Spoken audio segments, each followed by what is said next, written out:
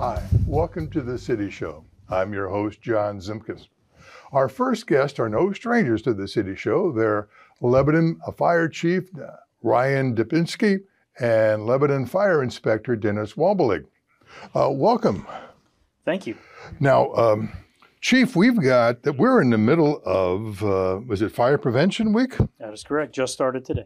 Oh, great, great. Now, what kind of things can we expect this week from the fire department as far as promoting this fire prevention? So this week we'll just be out talking, doing some little talks that we have, and then at the end of the week we have our big open house, which is kind of our wrap up to fire inspection or fire safety week, and then we offer our station 41, open to the community where they can come and get a bunch of great events and free snacks and just come and hang out with the firefighters.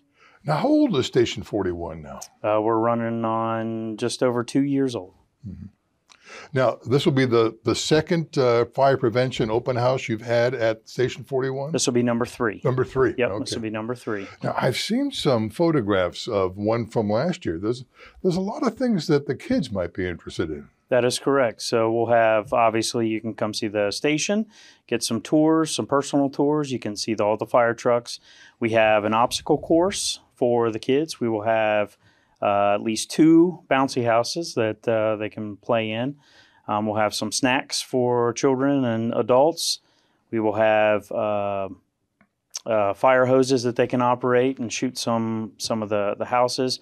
And then Sparky will be in attendance. Sparky, the fire safety dog. So oh, great, great. And this is on Saturday the 14th? Saturday the 14th from 1 o'clock to 4. Fantastic. Okay. Now, also while people are visiting, they can also get information about the upcoming fire levy. That is correct. We'll have some handouts, some flyers, and then they can ask any questions that they may have that they've missed in some of the informational meetings that we've had around the city over the past couple months. It would be worthwhile for people to pick up that information because it's an interesting mix of what we're going to have if this levy passes. That's correct. A cutting back on real estate tax, but an increase for some people on income tax. That's correct. Yep. So it gets a little confusing sometimes if you just look at some of the language, but that's why we're trying to get the information out as much as possible, answer any questions, where the money is directly going to go, which is the fire department, and what it's being used for, which is for staffing. Okay, great. Now, Dennis, being Fire Prevention Week, this is your time to shine, right? Yeah, I would say so.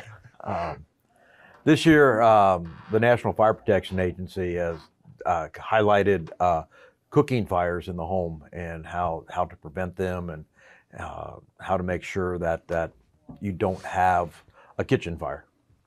Like many of the things with fire prevention, it really boils down to common sense. Yeah, it does. Basically, knowing that you need to be attentive to what's going on in and around you is very, very important. And it's especially so with cooking fires. Not very seldom do cooking fires start while just on their own. You've got to start cooking, but the problem boils down to is that people become inattentive. The TV has something going on, you start looking at watching TV and you forget that you have something on the stove.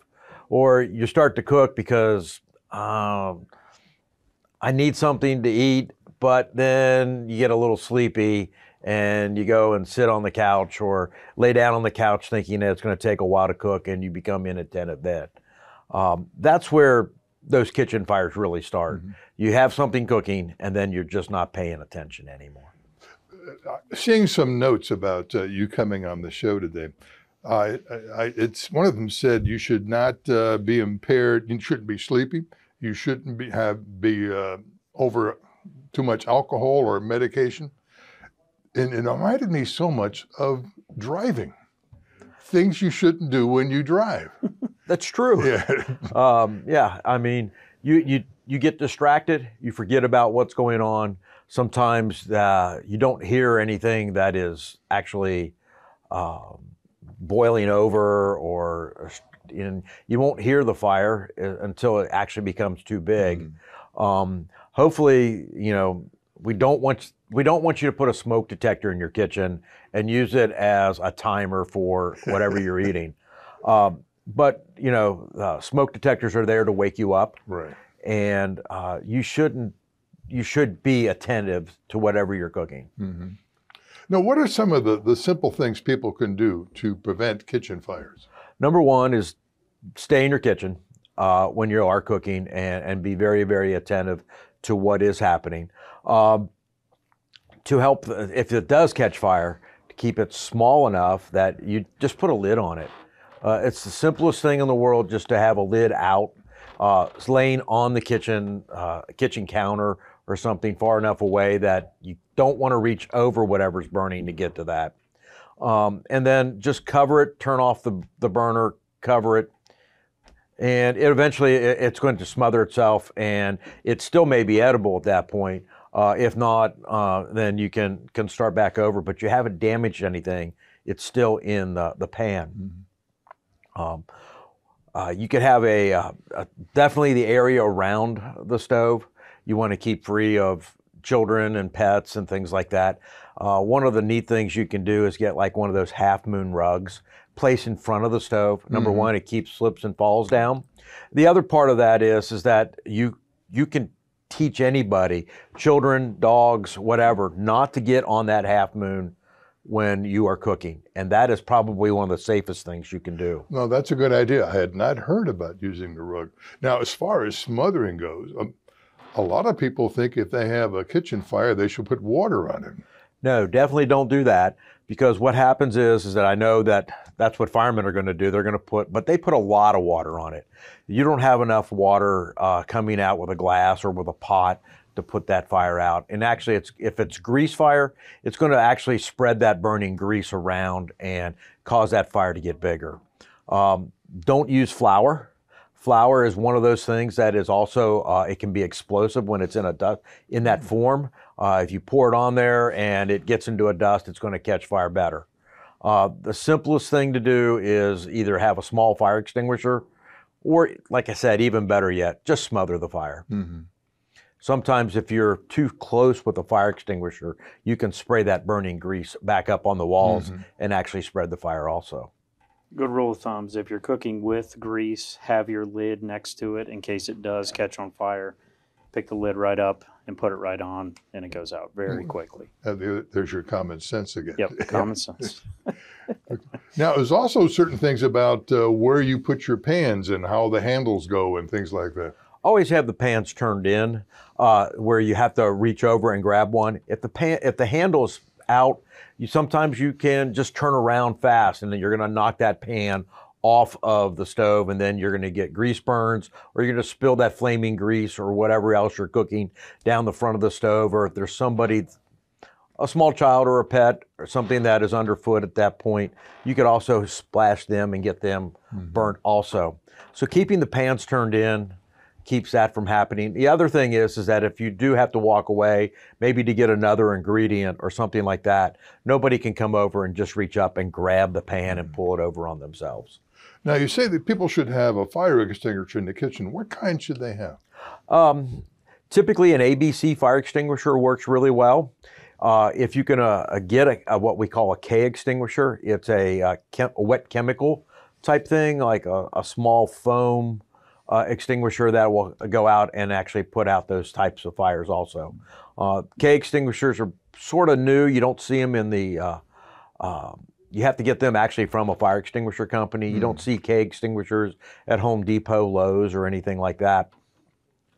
But the K extinguishers are actually much better. They actually extinguish the vegetable oils and olive oils, which actually burn at a hotter temperature than the old animal fat oils. Could you find the K extinguishers online? Yes, you could find them online with Amazon and all those other online companies if you just Google K fire extinguisher. Okay. Now, gentlemen, is there anything else we should let people know about what this week we're in, Fire Prevention Week? I would say the number one thing is to make sure you have a working smoke detector. Smoke detectors are meant to wake you up, so they should be in or just outside all your bedrooms.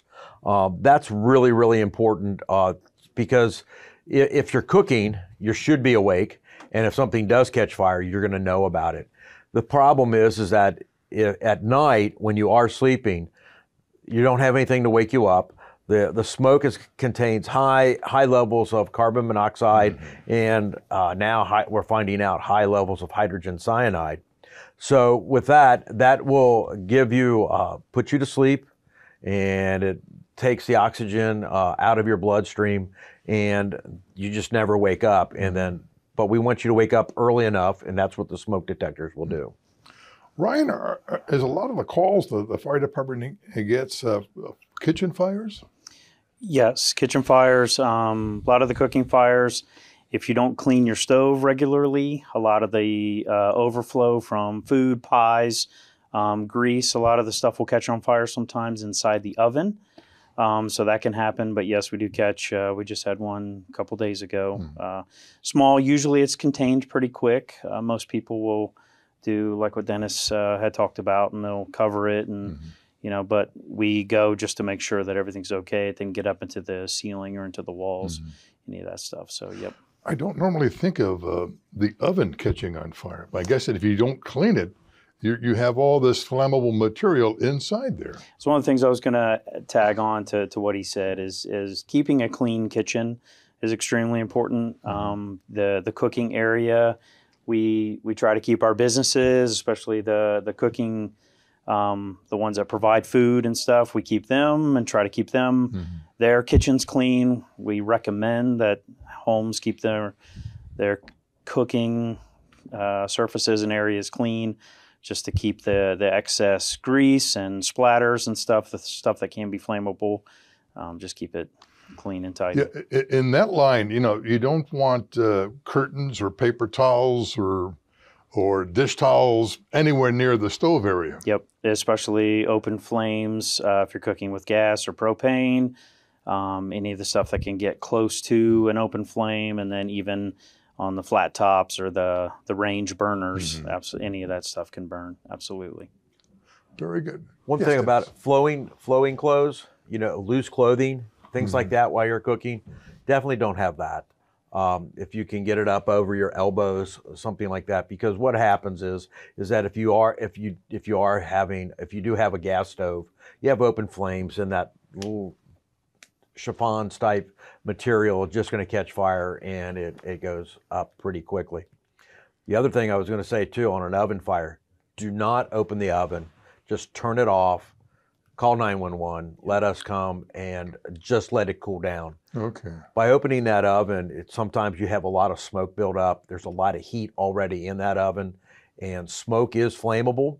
So the only thing it's missing now is the oxygen that's there. So as you open up that oven, you can create a very large, quick explosion or flash fire, and your face is probably right there as you're opening the oven.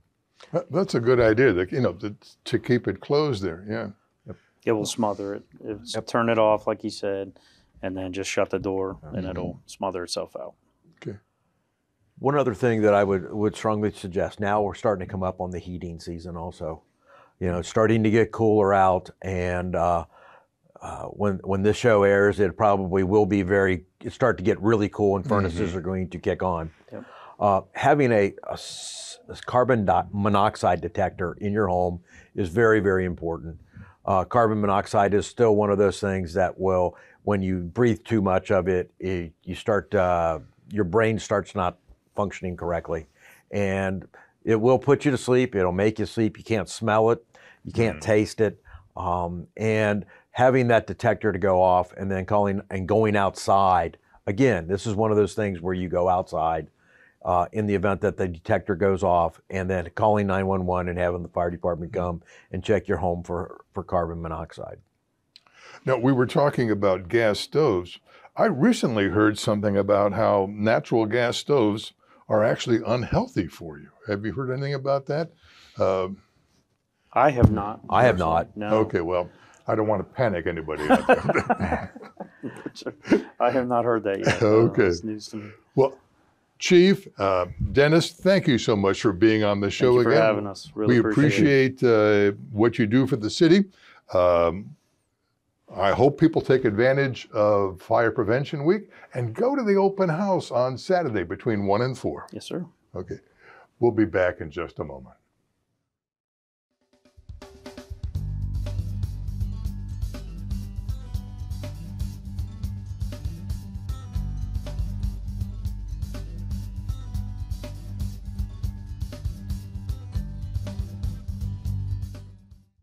Hi, welcome back. Today we have Adam Jones and Jacob Smith. Adam is the Warren County Board of Developmental Disabilities. You are the public relations coordinator. Yes, community relations coordinator. Okay, Yes, sir. very good, very good.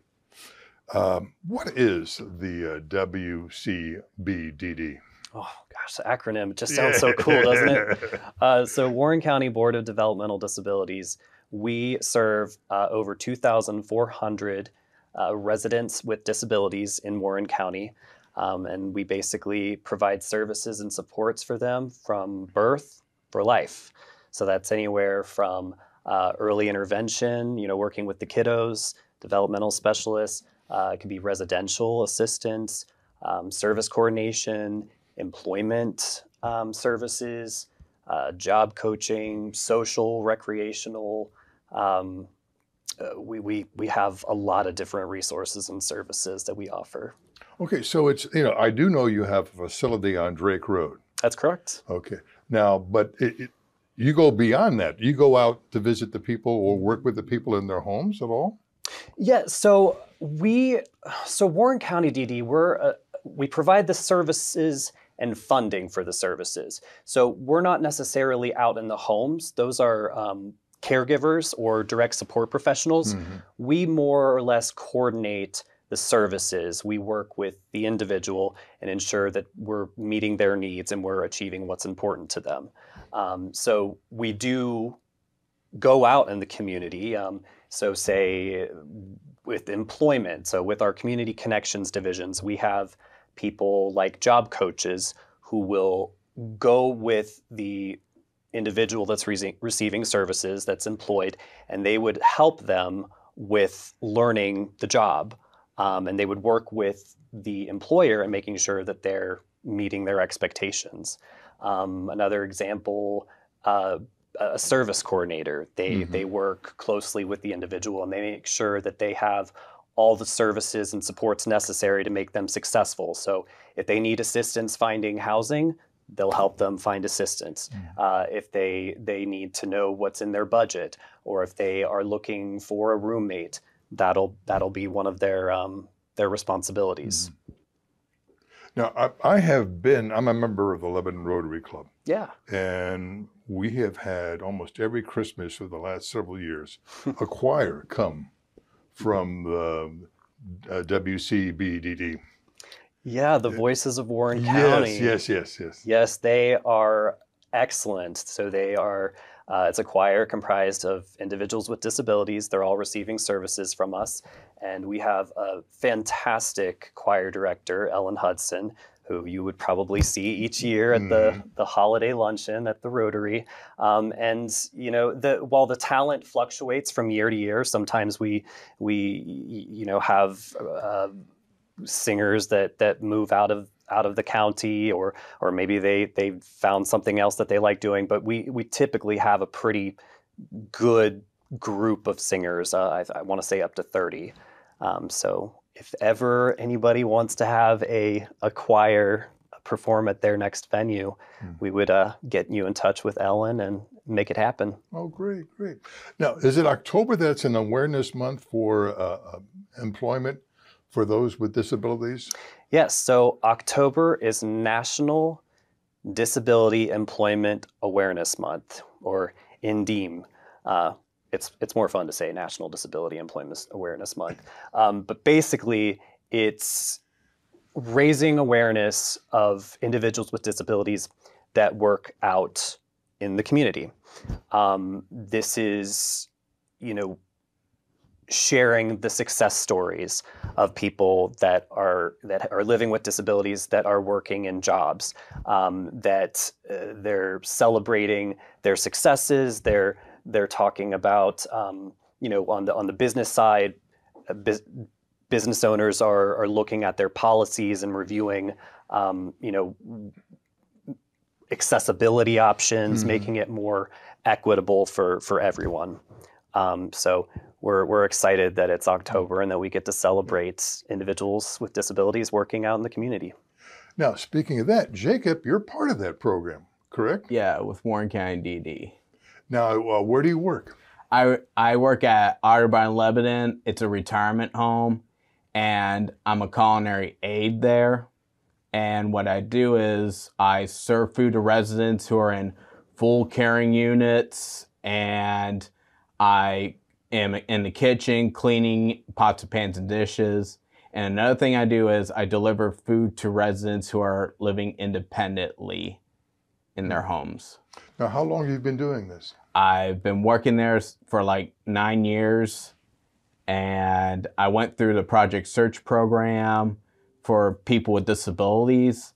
And what Project Search does is that they help people with like disabilities, and what they do is that they train them, they have 3 rotations, and each rotation goes for 9 weeks.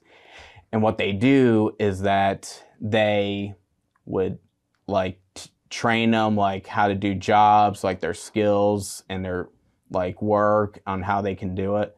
My first job rotation, is office. Then my second was culinary. And what I did is that I was in culinary and I was doing such a good job, and my culinary director saw me do a really good job. And what they did is that he asked me hey, if I'm interested to work with Otterbein, and I said, sure. And I applied for a job, and that's how I got hired. Mm-hmm. I got hired in December of 2014. And what I did is that since I graduated from Project Search, before I graduated, I was still part of the Project Search program. And they let me continue with the program and help me work around my schedule. Mm-hmm. Now, did the WCBDD help you get a driver's license? Yes, they did. Go ahead. And I went through what's known as capabilities, and what they do is they help people with disabilities that learn with skills, what they're capable, what they're confident in.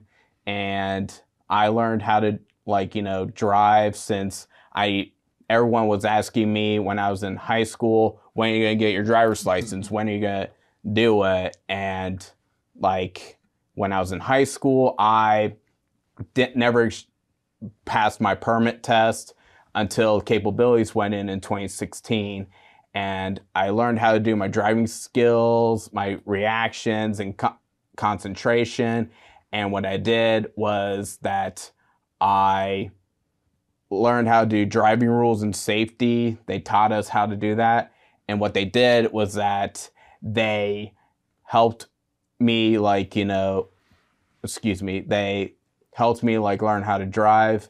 But before that, I took my permit test and I passed in 2016. Then I got my capabilities driver's instructor, and they taught me how to drive, how to drive to the street light or go this way or that way, mm-hmm. and watch out for these people and all sorts of things. And I even practiced on my dad's car. And what I did was that I took my test 3 times and I passed in June. Oh, great. In 2017.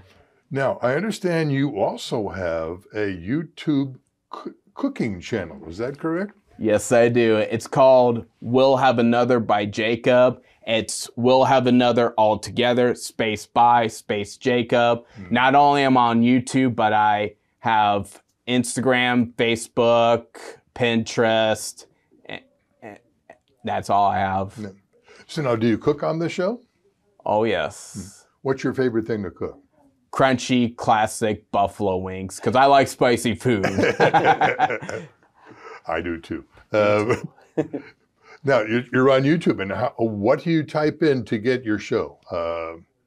What was the name of the show again? It's called We'll Have Another altogether, space by, space Jacob. Okay, you probably find it that way. Yeah, I'm learning to be a content creator, and I hopefully will do it next year to be full time.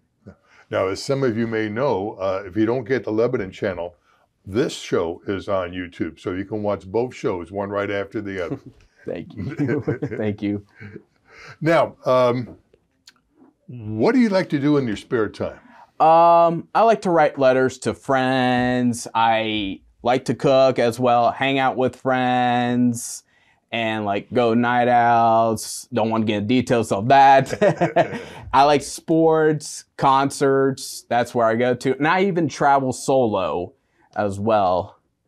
So I like to learn to travel, things like that, because like I went to Chicago like 3 times by myself, and I went to Arizona this year. So I went there like, twice, traveled twice solo this year. And Chicago and Arizona will be my yearly thing now to see my friends, because my friends live in Chicago and Arizona. Now, what do you see yourself doing in about, say, 10 years from now? Still working at Autobahn or something else? I could be still working at Autobahn, but I could be like become a social media influencer, a content creator. And my platform is that like I do cooking shows. Not only that, like advertise affiliate products, like hey, look at this cheese grater. This cheese grater is 5-star. This cutting knife is 5-star as well. And what I hope to do is learn independently and go to have my own home possibly, and go like, or maybe a condo or something. Now, does the WCBDD help you? Did it help you get a car, or can it help you get a car? Yeah, so Jacob did utilize our vehicle grant program. He had submitted an application and he was eligible, and it assisted him in purchasing his own car. Fantastic. Yeah. Now, Adam, how many? What do you call them? Clients, patients? Let's just say people. People. How many people are like Jacob here, who the organization helps place in positions all around the area? Sure. Well, so what I can tell you is that we serve over 2,400 people with disabilities in Warren County. And now that is in all kinds of different capacities. So that's whether, when we were chatting about, it could be through early intervention, working with the kiddos. It could be through employment services. I used to work as an employment developer, so I was working with job seekers and practicing interviewing questions, helping them with their resumes. That is something that we provide here at Warren County DD. What kind of jobs, besides we have Jacob working at Autobahn, but where else have some of your people been placed? Absolutely. We have people placed at Procter & Gamble, Marriott hotels, various food and beverage services. We have had one gentleman works in IT. I mean, it's just, it depends on the employment goal of the job seeker. But whatever the goal, we will work with them to find the best fit. And if that means revising that goal, if it means, oh, well, I tried this out and it didn't necessarily work out. I mean, it's like life. It's kind of trial and error, and we're just there to kind of help facilitate and monitor that trial and error. Is there anything else, Adam and Jacob, we should let the people know about the WCBDD? It's coming quicker over my lips here. Well, if you have any, if you're a family and you are wondering if there is a person in your family that might have a disability and you just don't know where to go, I would say check with Warren County Board of DD. You can visit us at our website, www.warrencountydd.org. We also have a Facebook page. You can just look us up, and it has all kinds of information, whether that be intake and eligibility to specific services that you're looking for. And then I think that Jacob, what do you think other employers should know about hiring people with disabilities? I feel Why that should they do it? Well, I feel like, they should hire people with disabilities because like that way people get used to what their capabilities are, what their skills are, which is very important. It's not just focused on their disability, it's their actions and their communications and everything. And to be more comfortable with people, around typical people in communities and society, and like as well too, Yeah. Well, Adam, Jacob, thank you so much for being with us on the City Show. Don't forget to check Jacob's YouTube channel, and we'll be seeing you again in just a little bit.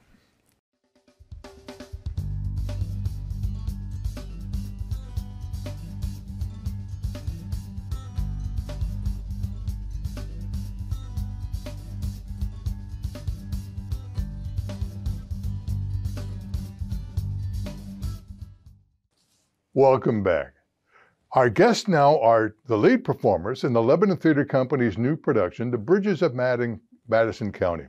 There is Abby Kinnebrew Smith and Josiah Miller. Welcome. Thank you. It's good to be here. Now, this is a famous book, and then perhaps equally famous, maybe not so, movie, both in the 90s. You play, is it Francesca? Mm-hmm. Okay, and you are? Robert. Yes. Robert. And you're a photographer, correct? That's right. Okay, now give us give us a little plot, a little synopsis.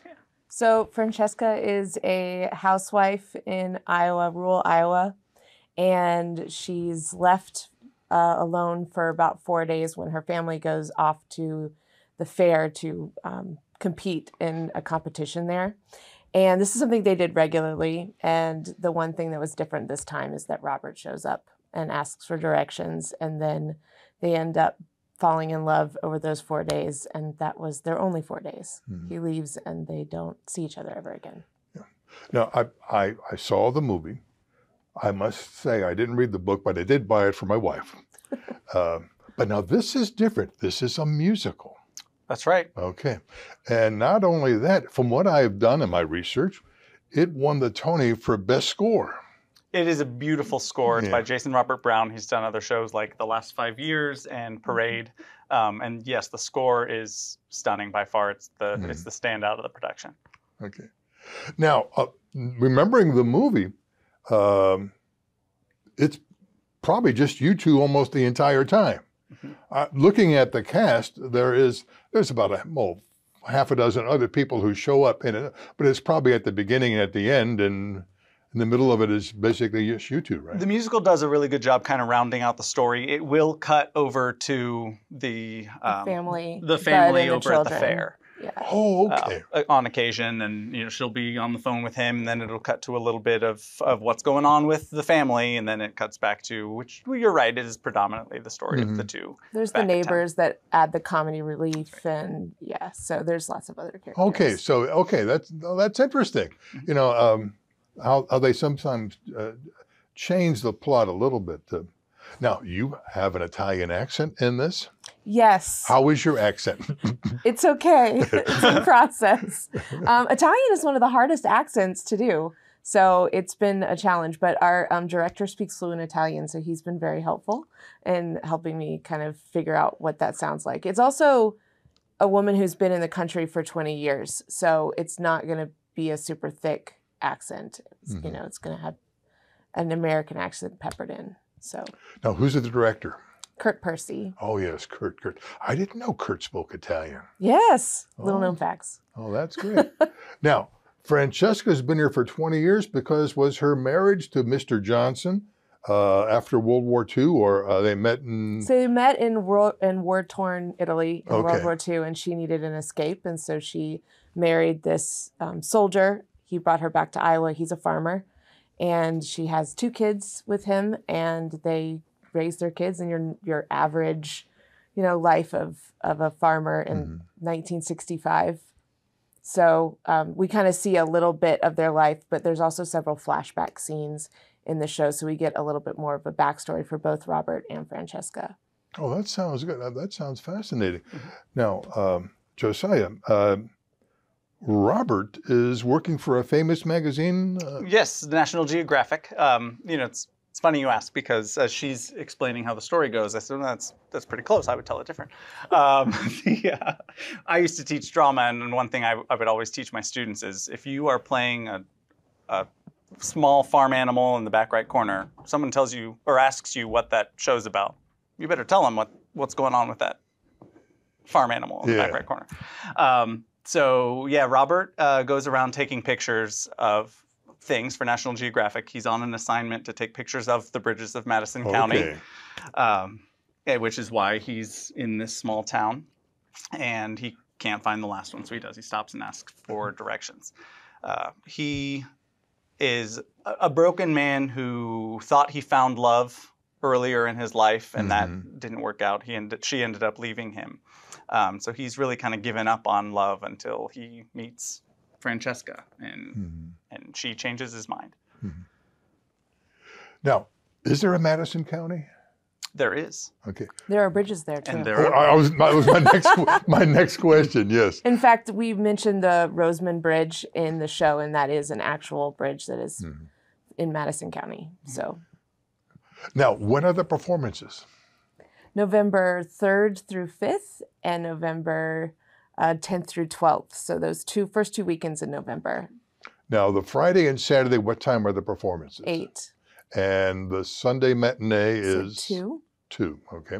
And what's the price of tickets? I think, what are they now? They just went up for, I think, after COVID. But I think there were 20 each.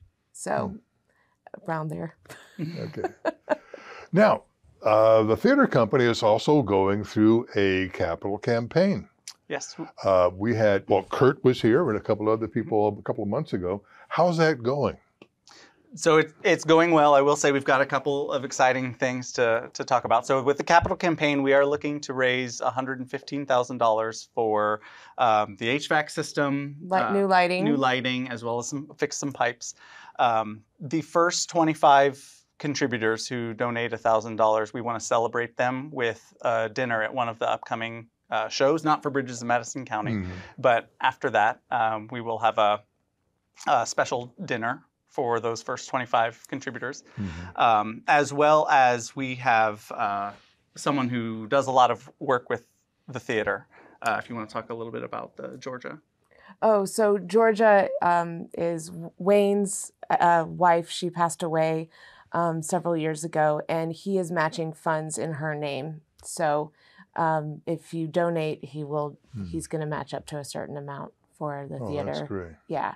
She was one of the people that started Lebanon Theater Company. So. Yeah, I knew Georgia well. Yeah, worked with her. Mornings at 7 was a play we did together. Oh, yeah. Years ago. Okay. Awesome. Well, have you done musicals before? Yes, actually. Last one I did at Lebanon was She Loves Me. I think that was 4 years ago. And that's actually the last time I was on the Lebanon stage, so I'm excited to be back.